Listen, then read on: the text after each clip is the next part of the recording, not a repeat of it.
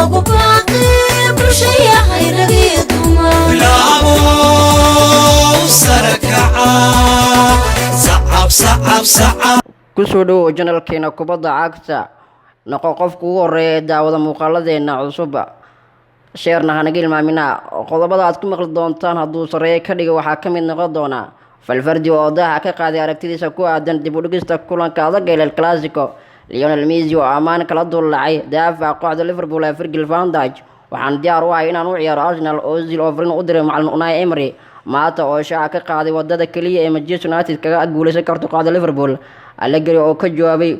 celiyay wararka la xiriiraya kooxda Manchester United inuu tababaro noqon doono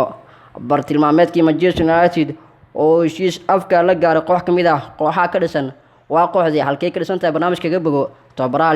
Zinedine Zidane oo soo gabagabeynaya xiisii u qabay Paul Libele Pogba miyuu ka qoostay miyuu dardalgelinaya barnaamijka kaga bogo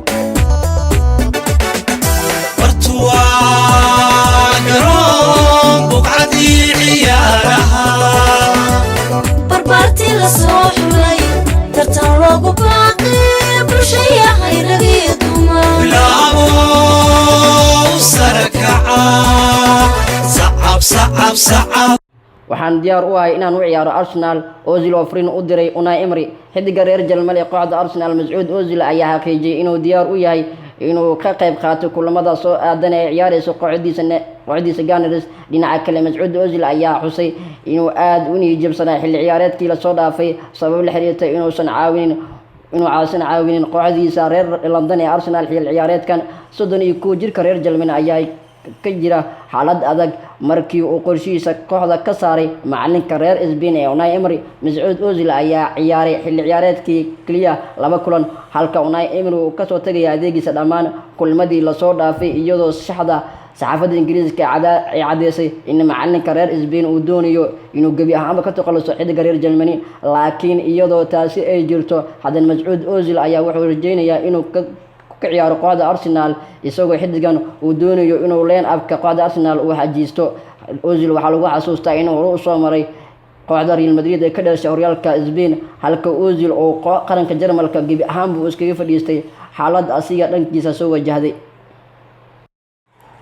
bartilmaameedkii Manchester United Mario Mandzukic oo heshiis shakhsi ah la gaaray koox cusub miyay tahay Manchester United xidiga bartilmaameedku waxaa kooxda Manchester United ee Mario Mandzukic ayaa la soo warinayaa inuu heshiis shakhsiga la gaaray oo kooxda reer Talyaani ee AC Milan sida uu warinayo wargeyska ka soo baxay horyaalka Talyaaniga kooxda Juventus xidiga hore Juventus Mario Mandzukic ayaa heshiis hordhaca la gaaray naadiga AC Milan ee ka dhisan dalka Talyaaniga Mario Mandzukic ayaa u muuqda mid uu u dhaqaaqayo Manchester United kadib markii uu guuldareystay inuu qaado Qatar laakiin wargeysadka fadhigiisu yahay Milan ee warinaya ee Rossoneri ayaa xaqiijinaysa inay heshiiskan AF la gaartay xidigii hore ee kooxaha Atletico Madrid iyo Bayern Munich ee Mario Mandzukic 33 sano jirkan sidoo kale waxaa la xiriirinayaa kooxda reer Italy ee Inter Milan balse Ordileydi ayaa shaaca ka qaaday inay kooxda kubadda cagta ee AC Milan ay ku xifaaltamaan horyaalka Serie A Talyaaniga ay u dhowdahay inay xidigan heshiis ay ku qaadato balse heshiiskaasi lama saacinin Milan ayaa markaas kadib awoodi doonta inay heshiis rasmi ah la gaarto Mandzukic kahor inta uusan suuqa xirmin bisha Janaayo ama xagaa qodobkeen ugu horeeya wuxuu noqonayaa Valverde oo daaha ka qaaday aragtidiisa ku aadan dib u dhigista kulanka adag ee El Clasico muxuu ka yiri macalinka kooxda Barcelona Ernesto Valverde ayaa shaaca ka qaaday fikirkiisa kaga aadan in dib loo dhigo kulanka adag ee El Clasico kaasoo dhexmari doona kooxaha Barcelona iyo Real Madrid ilaa iyo bisha soo aadan ee December waxaan dhawaan shaki la gelinayay qabsoomida kulanka adag ee El Clasico kaasoo lagu wada jiray inuu dhaco 26 bisha October ee garoonka Camp Nou oo dhexmari doona kooxaha Barcelona iyo Madrid sabab la xiriirta xaaladda siyaasadeed ee gobolka Catalonia oo eg mid aan degnayn haddaba tababaraha Ernesto Valverde oo amaanta ka soo muuqday saxaafadda ayaa wuxuu shirkiisa kaga hadlay ciyaarta waxaa qorsheynaya in la ciyaaro 26 October wuxuuna ka dhici doontaa garoonka Camp Nou aaminsanahay in la ciyaari karo waqtigeeda iyo isla markaana uu garoonkaasi yahay dhib la'aan taageerayaasha kooxda kubadda cagta ee Barcelona ayaa ixtiraam walba sidaas darteed waxaan sugaynaa in lagu ciyaaro garoonkeena ee kulanka El Clasico. Sanadkii hore waxaa jiray warar badan ee ku aadanaa in lagu ciyaari doono magaalada Miami ee dalka Mareykanka. Ugu dambeyntii laguma ciyaarin ayuu yidhi hadalkiisa kusoo afjaray macalinka qaranka Spain ee Ernesto Valverde. Lionel Messi oo ammaan kala dullahay daafaca jooga dheer ee kooxda Liverpool iyo qaranka Holland Virgil van Dijk. Kabtanka kooxda Barcelona Lionel Messi ayaa ammaan kala dullahay daafaca Liverpool ee Virgil van Dijk, kaasoo haatan loo aqoonsan yahay inuu daafacyada udug adag ka mid yahay. Lionel Messi ayaa tilmaamay in Virgil van Dijk uu leeyahay faa'iidooyin badan kaasoo ka dhigaysa inuu ka duunaado daafacyada kale. Messi ayaa wajahay Virgil van Dijk labadii kulan ee wareegga afardhamaadka tartanka Champions League xilli ciyaareedkii hore. Kulankii ka dhacay Camp Nou ayaa Leo oo si weyn u dhibaateeyay Virgil van Dijk. Barcelona kulankaasi waxay ku adkaatay 3 gool waxba oo ku xasuuqday kooxda dhigeeda ay wajaheen Liverpool, laakiin wax walba waxay isbedeleen kulankii lugta labaad ee ka dhacday garoonka Anfield Road. Virgil van Dijk ayaa soo bandhigay qaab ciyaareed cajiib ah isagoo ka caawiyay kooxdiisa Liverpool inay guul ka gaarto Barcelona, kaasoo ay ku garaaceen 4-0, taasoo Barcelona iskaga hartay koobka dhagweynaha ee Champions League. Haddaba Messi ayaa wareysi ku bixiyay wargeyska Marca ee dalka Spain, wuxuu ku amaanay daafaca kooxda Liverpool ee Virgil van Dijk, wuxuuna yiri waa difaac aad u adag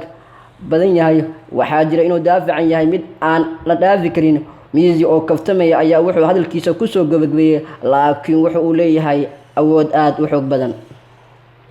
Real Madrid ee Zinedine Zidane oo soo gabagabeeyay xiisii uu qabay Paul Pogba. Kooxda kubadda cagta Real Madrid ee ka dhashay dalka Spain ayaa lagu soo warinayaa inay soo gabagabeynayso xiisii ay u qabtay laacibka khadka dhexe reer Faransa ee Manchester United Paul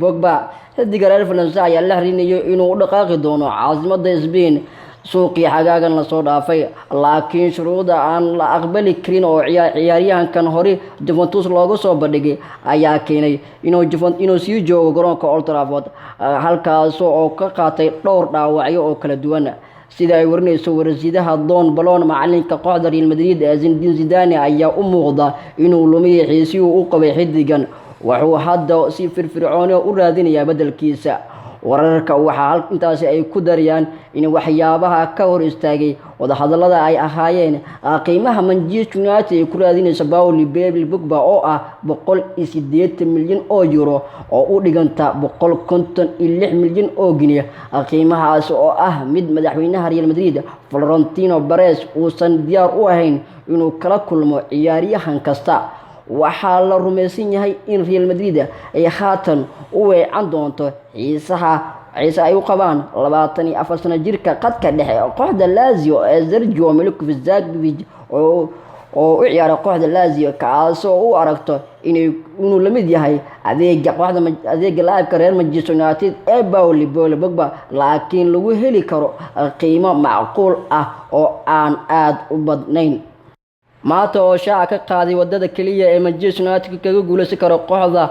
Liverpool. Xiddiga khadka dhexe reer Spain Manchester United Juan Mata ayaa ku dhiirigeliyay saaxiibadiisa kooxda kulanka adag ee la ciyaari doona kooxda Liverpool inay u ciyaaraan si mirqab ah si ay ka guulgaraan. Dhinaca kale carabka ayuu ku adkeeyay inuu ku faraxsan yahay kulankan. Radiifliska ayaa xilli ciyaareedkan ku bilaabatay qaab niyad-jab ah kadib markii ay guul gaareen 2 kulan oo kaliya, iyagoo haatan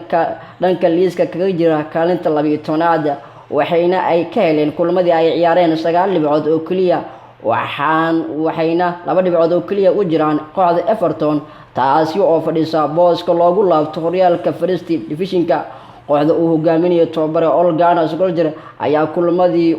ugu dambeeyay waxay kala guuldaro kala kulmeen kooxda Newcastle United, laakiin maamulka Radiifliska ayaa dib u soo cusboonaysiiyay kalsoonidii ay ku qabeen macalinka reer Norway. Haddaba xiddiga khadka dhexe reer Spain ee kooxda Manchester United Juan Mata ayaa wareysigiisa ku bixiyay ka hor ciyaartan labada sugaya ee kulanka adag ee Liverpool ay ka dhici doonto garoonka Old Trafford, wuxuuna sheegay maalinta Axadda soo aadan waxayna haysanaa fursad aan ku garaaci karno kooxda horyaalka Premier League ee hogaaminaysa ee Liverpool. dhammaanteen waxaan doonaynaa inaan guul gaarno waxaynu nahay Manchester United waxaanu ku ciyaarnaa garoonkeena waxaan soo bandhigi doonaa wax walba suurtagal ah si aan guul u guuleysano sababtoo ah taageerayaashayna way u qalmaan ayuu hadalkiisa ku soo afjaray Juan Mata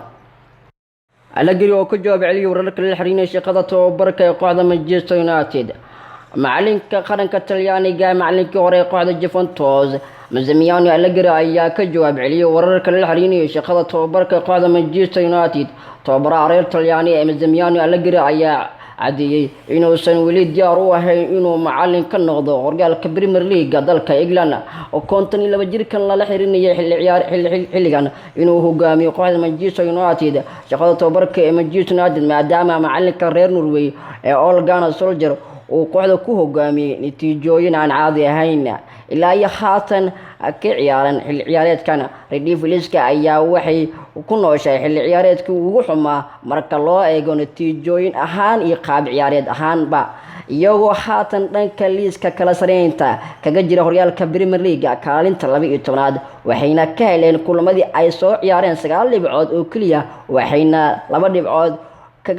kaga jiraan kooxda Everton taasi oo fadhisa booska loogu laabto horyaalka First Division-ka haddaba macalinka reer Talyaani ee Massimiliano Allegri ayaa biyo qaboban ku shubay wararka dhawaanaha la xiriiriyay inuu shaqo ka qaban doono garoonka Manchester United Old Trafford ma awoodo ilaa iyo haatan inaan qabto shaqada Manchester United sida la rabo laakiin weli waan baranayaa ma awoodo ma siinayo Allegri ayaa wuxuu sidoo kale ka hadlay falsafadiisa tababarnimo wuxuuna yiri waxaa jira 2 qaabood oo lagu noqdo tababaraha ugu wanaagsan inaad tahay qof qora ama shakhsi madax banaan anigu ahaan waxaan door bidayaa qodobka dambeeya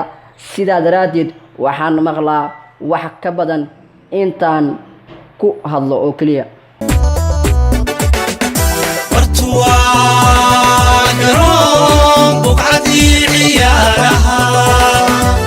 barbaartii la soo xulay tartan loogu baaqay bulshaya hayragiyo dumar bilaabo sarakaca sacab